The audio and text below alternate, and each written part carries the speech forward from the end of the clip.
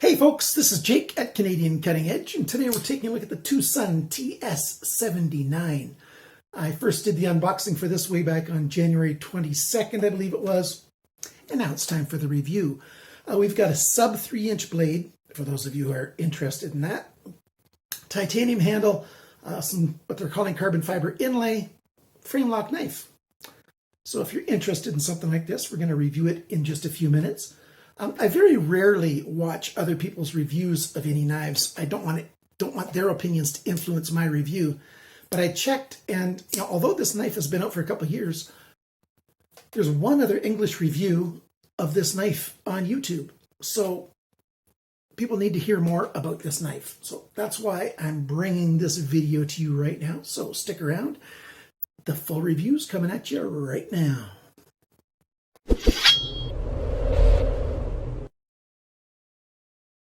Let's start off with a bit of a size comparison like we normally do with the Ontario Rat 1.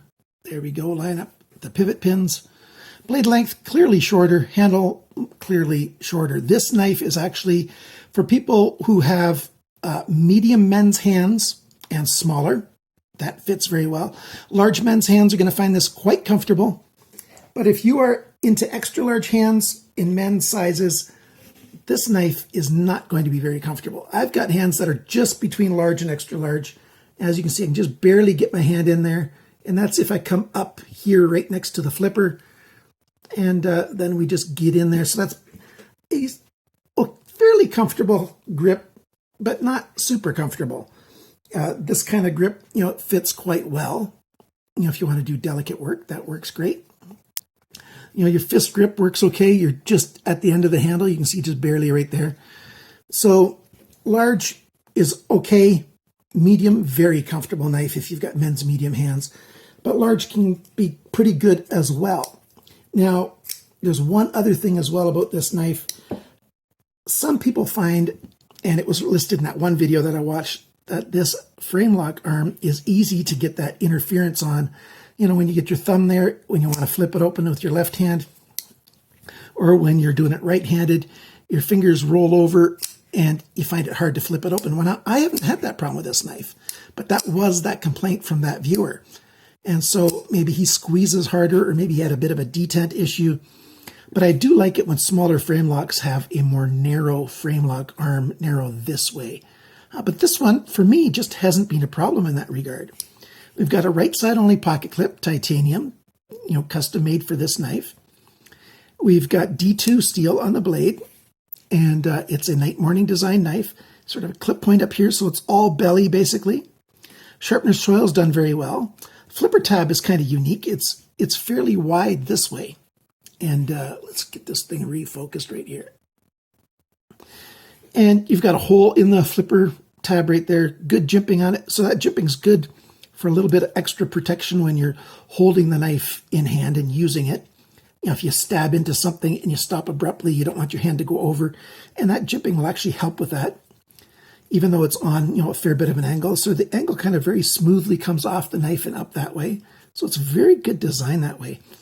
And when the flipper is closed, you get your jimping up there, and it's very good for the light switch method to pull back. And it just flips open every time. You can also push down on a bit of an angle and have it open up as well. Just not quite as well. And that's left-handed. Maybe it's better this way. Whoops, hit the tabletop. Full flat grind on here.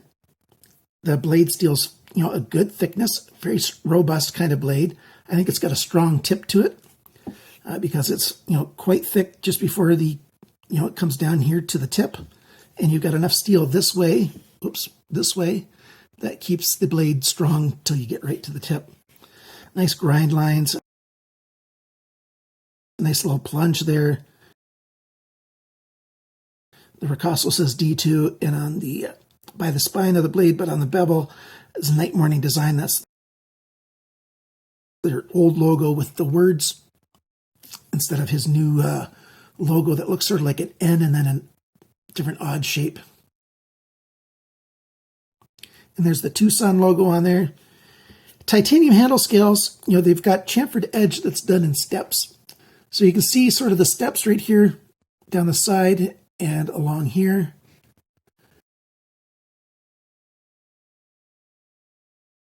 One thing that you'll notice is this side doesn't look like it's a stone wash. You can see the sanding lines that go down across the steel here, across the titanium. But on all the pictures and on this side, it clearly looks like stonewash. So I don't know if this one's different, that this side didn't get stonewashed as much as it should have, but I don't mind at all. I really like this look here too. T8 screws here and a T6 screw there for the liner inset for the liner lock. Lock up here is exactly where I want a new knife to lock up. So that's great. Alignment when it's closed, it's a little bit close to this side, but it's fairly good. Not super accurate, but it's not anywhere near rubbing anywhere, so I don't mind that. There's no blade place side to side, up and down. Lockup is very solid. A little bit of shallow jimping up here in the thumb rest area on the blade. It offers, a little bit extra traction, which is nice. And then you've got your handle coming smaller. You've got this carbon fiber inlay. They're calling it carbon fiber. It's got a carbon fiber look, but then with this red sort of metallic thread kind of weave in there. I'm not sure how much I like that. I'm actually toying with the idea of taking that out and filling it in with some wood. Maybe some wenge, or maybe some cherry. I don't know. Maybe some sapele. I've got all of those in stock. I used to do more woodworking before I, totally couldn't do it anymore in my shop. Well, it's not that I totally can't, but small things like this, I can sit at my bench and do some woodwork. What do you think? Should I do that?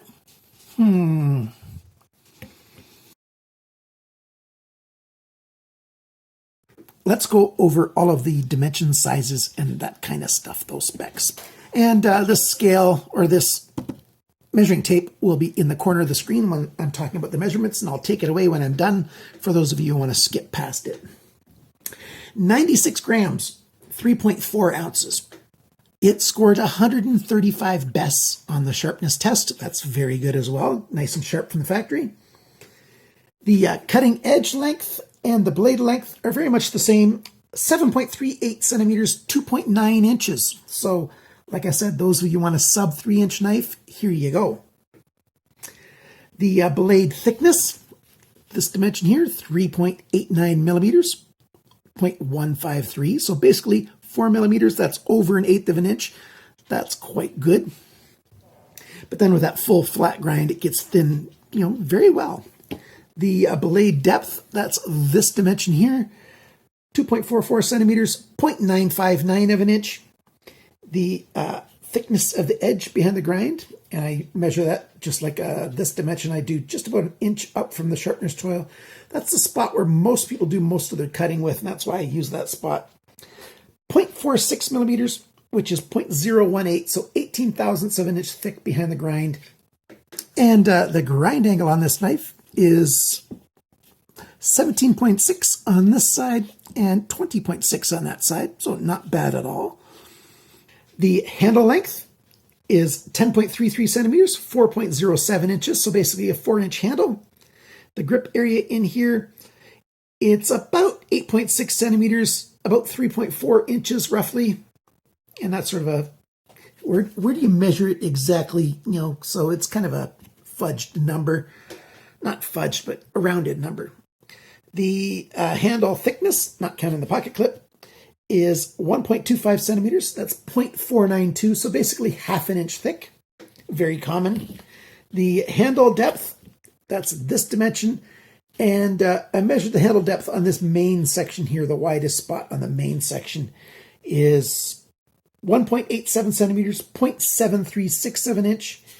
When the knife is closed, the depth, not counting the flipper tab, is 2.84 centimeters, 1.12 inches. And the total length of the knife when the blade's deployed is 17.6 centimeters, 6.93 inches. So basically 7 inches, 3 inches, 4 inches, 7 total when you round it off just a little bit. And the balance point on the knife is just at where your finger goes. So very, very good indeed.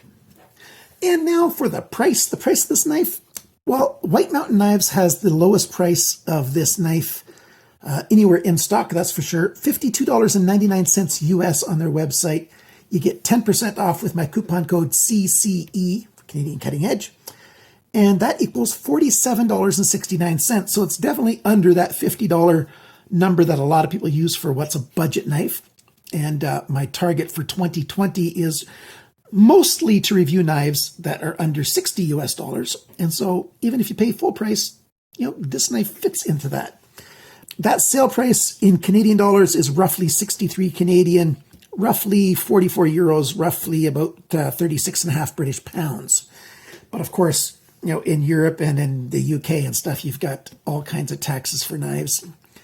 But hopefully you can find it for less. If you go to eBay or AliExpress, it's around 69 US dollars to get this knife. eBay auction, just don't pay more than, what it costs at White Mountain Knives, and you'll be doing well. Now to go over the pros and the cons and my other ideas about this knife. I like this thing. To me, it's got, that look, that Art Deco style kind of look to it. It looks, I don't know, it's got that fast kind of look to it. It looks sort of like a letter P or a elongated teardrop, whatever you have. It does have that sort of Art Deco kind of look, if you will. At least I think it does. The size, the style, the weight, quite good for most people. Oops, I keep hitting the tabletop when I do that. It works very well. I didn't get a hang up with the frame lock there, although the frame lock is a little bit bigger than I'd like on a handle this size, for those people who accidentally push on that frame lock. So, yeah, not a big deal. It's comfortable in hand for all kinds of grips. I mean, no, I shouldn't say all because that's an absolute. For most kinds of grips, at least I didn't find any grip that wasn't comfortable. Even with this flat section here on the flipper tab, I found it comfortable sort of to sneak up a little bit and put the finger tab right there. Oh, those of you who are wondering about this, I was playing with some knives the other night, and I was holding them like this for some stupid reason. I opened the knife, and it opened right past there. And the blade is a nice slicer, being a full flat grind and a fairly deep, thin behind the grind, nice grind angle, good sharpening job, decent strength on the tip there, fairly thick blade for strength as well. The detent is very good. And holds just right. You can't shake this knife and suddenly stop and make the blade come out. Very, very good. The back spacer doesn't bother me at all. With the jimping on there, you get a little extra traction. I'll go over the cons first, and then we'll go look at the inside of the knife. The cons, well, for some people, you might be pushing on here, like that one other reviewer said he had a problem with that. And when you push on a frame lock when the knife is closed, what you're doing is you're pushing the detent into the detent hole, effectively locking the blade in place. If I push here in my thumb, I just can't deploy the blade. But if I put my thumb off of that, it deploys wonderfully, very smooth action. So there's that. Some people will be upset that there's no left pocket clip. And some people might get upset that there's no lanyard hole. Very typical for TwoSun, especially for night morning design, to not put lanyard holes or options on their knives. So there's that. So now let's take this knife apart. Actually, I'll just show you a little bit of a video of the inside of the knife. First off, with the blade, there's that detent hole. You can see the line where the detent is wore. You can see the line where the detent slides along there. There's a little ramp built in. So that's kind of nice. To helps make closing the knife a little bit easier without an abrupt start to closing it. There's the stop pin. It's in the blade, which is an interesting design. That's what these holes in here are for, this smiley face kind of thing. It slides in there and stops at either end. That's kind of nice. Since this is titanium, they've put in hardened steel races. So there's one right there. And it's got a milled track in there for the ball bearings to slide along. It helps give extra side-to-side stability and more durability. I like it when they put little ruts in the raceway there like that. Pivot pin, it doesn't have a dedicated stop to keep it from spinning freely. But again, like we saw recently in a video, there is a black little O-ring on either end.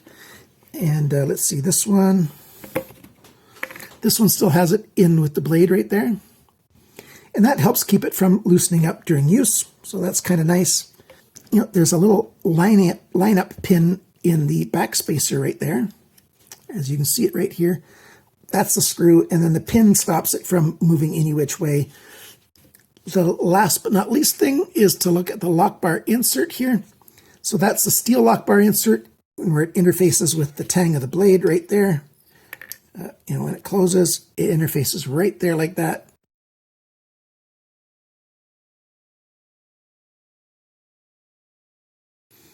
And so that's a good thing. One unique thing, there's nothing wrong with it this way, but it's kind of unusual.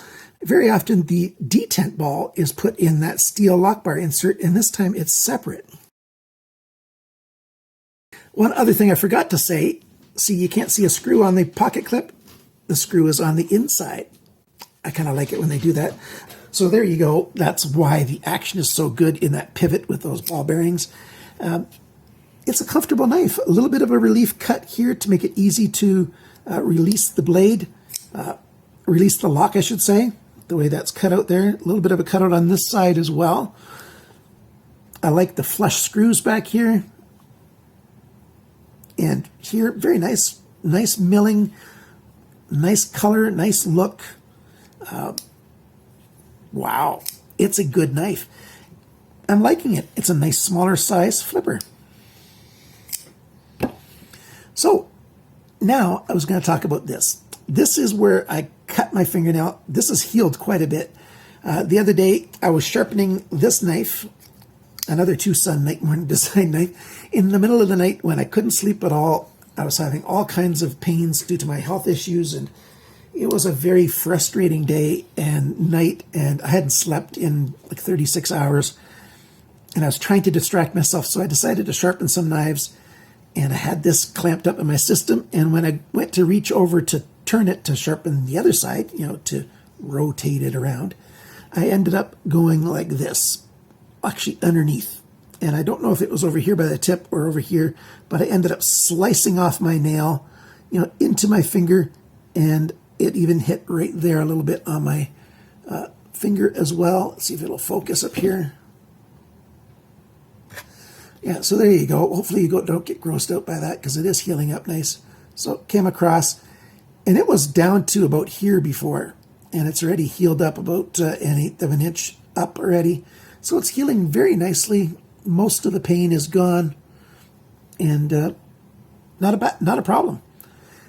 So I left this in the sharpener when that happened. So that's why I'm talking to you about this right now. So let me see, focus this out. So now I've got rust spot there, some rust spots there, because it's D2. And same kind of thing on this side because it was a little bit wet because I use water when I'm sharpening. So my question is, what do you want me to do with this? I could polish out that rust.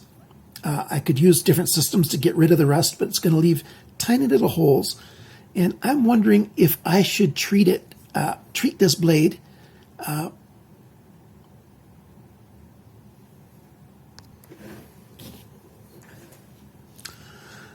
was wondering what you would think of maybe stone washing this blade, you know, take it out and stone wash it. Or I could treat it with gun blue using this. The video that I have about this, that's actually my most watched, maybe it's my second most watched video of all time. Instead of knife videos, this is the one that more people have watched than anything else when I showed how to use this material. But that was like the channel's not even 4 years old. But I did this, you know, very early on. Within the first 6 months of my channel being around, I did a video on this. So if I used this liquid gun blue on here, I would videotape it and do, you know, little bit of education on how to use this stuff. So what do you think? Should I just sort of buff it out, which might leave marks, or just sand it out, but that's going to affect, the logos and stuff in here? Or if I just get the rust off using a rust removal material, liquid called Evaporust. I really like that stuff. It's awesome. If you watch videos about tool restoration or machine restoration stuff, you might see Evaporust in those. Works very well. I could just do that, but I think it's going to leave little marks. So basically, just polish it up, stone wash, or super glue. Let me know what you think I should do to this knife. But I'm going to wait probably until the end of the month, just in case the Patreon winner chooses this knife. So that's it for today. Here is your nice new TS79. Well, the 79 is actually a little bit older model. It's been out for a few years, but not a lot of people have heard about it. So I wanted to let you guys know. Remember, White Mountain Knives ships to Canada, and every time I've had them shipped to Canada, it's come through, hasn't been stopped by customs at all, and not a problem at all. And that's why he ships a little discreetly, a little more discreet than most knife vendors, which is a good thing for Canadians. If you're outside of North America, you might want to buy it eBay or AliExpress, but I think this knife definitely has a recommend, unless you've got extra large hands.